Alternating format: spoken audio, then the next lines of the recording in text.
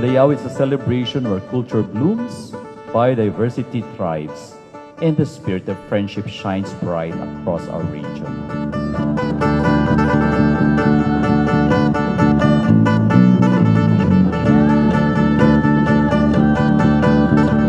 So alhamdulillah, binigyan tayo ng pagkakataon na to do the exhibition again.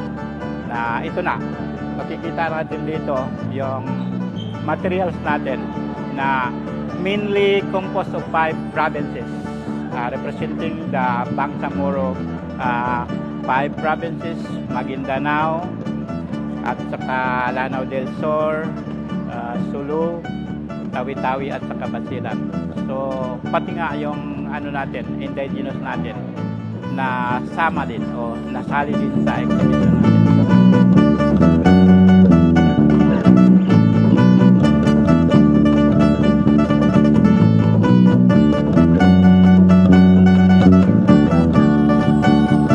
Through this exhibition, our neighboring country, from these 3 countries, na magkaroon yung understanding, magkaroon yung strong unity among our people through preservation and conservation of our cultural heritage.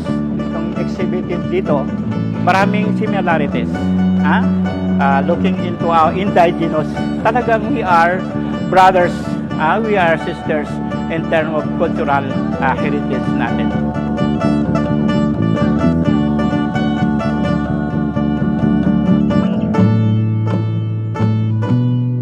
About hosting the BIMP Yaga, this time is cultural. Last December, we hosted Friendship Game.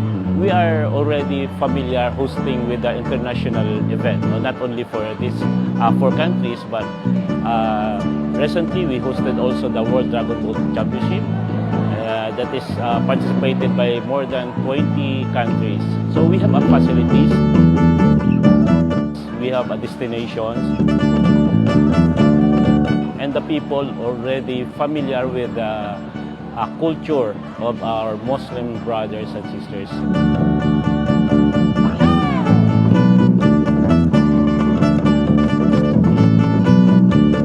The concept of Budayao this year is culture, arts, and biodiversity because we are in Puerto Princesa. And Puerto Princesa is the cradle of biodiversity in our country. And it's one of those considered that's really lush, green natures and wonderful waters, and one of our best destinations in the Philippines. So with all of this, we have beautiful, wonderful artists from Palawan, and we have wonderful cultural bearers also in Palawan. So with all of that, I think Puerto Princesa is a good choice, and that this year it's a good mix of biodiversity because nature is an inspiration for all the artists and cultural workers.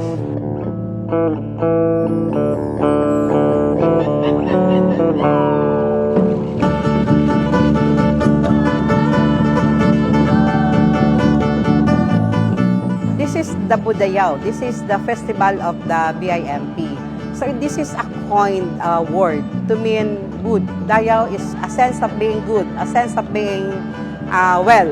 Every 2 years, we first hosted it in the Philippines in the year 2017, and this is the 5th, and we are now on the 2nd stage of staging it in the Philippines.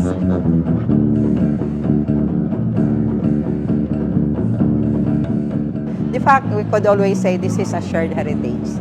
And given that shared heritage, it is very, very important that in Mindanao representation, BARM will always be at the forefront of it. Not only in the culture, because historically, we are of Malay race. Historically, we share the sultanates as a form of governance long before colonialization.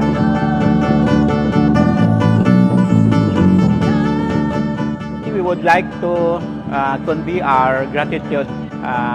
NCCA invited us to participate in this exhibition. Yung gobyerno natin mismo, Bangsamoro government, under sa leadership ngayon ng Chief Minister natin si Abdurrauf Magagwa for facilitating our program and activities.